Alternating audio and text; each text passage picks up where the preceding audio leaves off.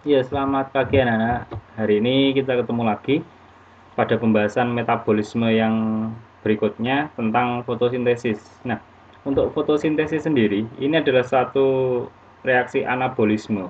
Nah, anabolisme adalah sebuah reaksi pembentukan. Siapa yang dibentuk? Nah, yang dibentuknya adalah senyawa organik yang berasal dari senyawa anorganik. Atau ada lagi yang bilang pembentukan dari senyawa sederhana dibentuk menjadi senyawa yang lebih kompleks. Nah, senyawa sederhananya apa? Senyawa sederhana di sini nanti adalah CO2 dan H2O menjadi senyawa kompleks yang berupa gula atau C6H12O6. Nah, untuk metabolisme anabolisme yang contohnya di sini adalah fotosintesis, itu adalah merupakan reaksi pembentukan yang memerlukan energi. Dari nama foto, foto itu adalah cahaya, sintesis pembentukan. Jadi proses pembentukan dalam fotosintesis di sini memerlukan energi yang berasal dari energi cahaya. Nah, cahayanya adalah cahaya matahari. Kita lihat fotosintesis ini yang dilakukan oleh tanaman. Jadi bahannya adalah air dan karbon dioksida dengan bantuan energi cahaya dari matahari nanti akan menjadi oksigen dan gula. Reaksinya ada 6CO2 plus 6H2O menjadi C6H12O6 plus O2. Nah, untuk tahapannya sendiri, fotosintesis itu ada dua. Ada reaksi terang dan ada reaksi gelap atau disebut dengan siklus Calvin. Bahannya ada H2O pada reaksi terang, di sini nanti akan melepaskan oksigen, ini produknya, dan pada reaksi gelap nanti membutuhkan CO2 pada reaksi gelap atau siklus Calvin dan akan dihasilkan glukosa. Sinar matahari berperan pada reaksi terang. Tempatnya sendiri untuk fotosintesis ini terjadi pada kloroplas. Nah, sekarang kita kenali dulu struktur dari kloroplas. Nah, kloroplas ini memiliki ada membran luar, membran dalam di sini.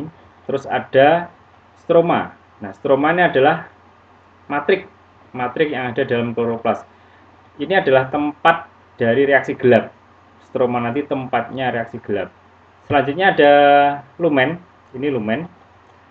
Kemudian pada lumen ini ada bagian yang menebal untuk nanti memanen cahaya. Nah, namanya tilakoid. Nah, tumpukan-tumpukan tilakoid ini disebut dengan granum atau grana. Seperti tumpukan koin-koin ini adalah granum atau grana. Nah, fungsinya sendiri granum atau grana ini merupakan tempat dari reaksi terang. Nah, kita langsung masuk untuk proses reaksi terang. Ini ada tahapan 1 sampai 6. Kita lihat dulu 1 di sini. Nah, 1 ini merupakan peristiwa eksitasi elektron. Jadi ketika fotosistem yang ada pada grana, ini fotosistem 1, fotosistem 2, fotosistem ketika menerima cahaya dia akan melepaskan elektron. Nah, ini fotosistem 2, fotosistem 1. Ketika terkena cahaya dia akan melepaskan elektron. Nah, ini disebut dengan eksitasi elektron. Selanjutnya pada tahap yang kedua ini, nah ini ada satu reaksi yang disebut dengan fotolisis air.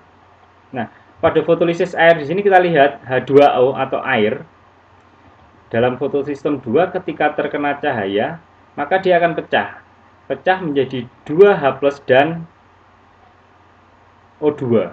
Nah, O2 ini oksigen yang nanti dilepaskan oleh tumbuhan, sedangkan 2H+ di sini dia berperan sebagai elektron. Nah, ini elektronnya dilepas.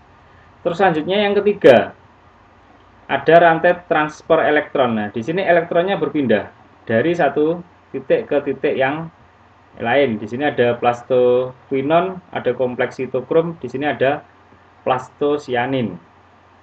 Nah, selanjutnya perpindahan elektron. Pada saat terjadi proses perpindahan elektron, ini ada satu posisi di mana dia nanti akan kembali. Nah, ini kembali ke sini. Jadi pada fotosistem 1 melepas elektron, kemudian dia kembali ke sini. Nah, ketika dia kembali ke sini, atau elektron kembali ke kompleks sitokrom, maka ini disebut dengan siklus elektron siklik atau jalur elektron siklik kembali. Nah, pada saat melakukan jalur elektron siklik, dia akan menghasilkan ATP. Nah ini, ATP atau energi. Nah, ATP atau energi inilah yang nanti akan bisa digunakan pada saat reaksi gelap. Selanjutnya, pada tahapan yang kelima, ini sama prosesnya, ada eksitasi elektron juga.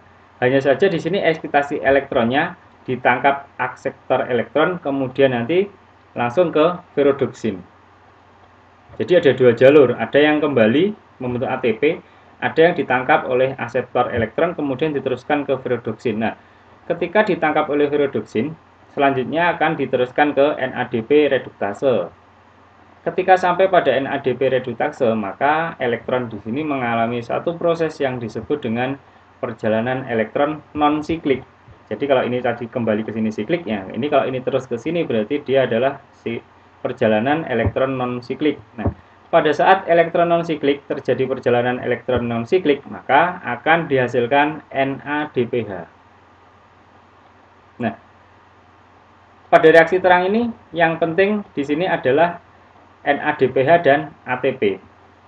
Karena NADPH dan ATP di sini nanti dia akan melanjutkan ke tahap reaksi berikutnya, yaitu tahap reaksi gelap. Nah, untuk reaksi gelap nanti kita lanjutkan pada part yang kedua. Silahkan dipahami dulu, silahkan dituliskan, diingat-ingat sekali lagi tahapan-tahapan mulai dari nomor 1, 2, 3, 4, 5, dan 6. Saya akhiri untuk part 1, kita lanjutkan untuk part yang kedua.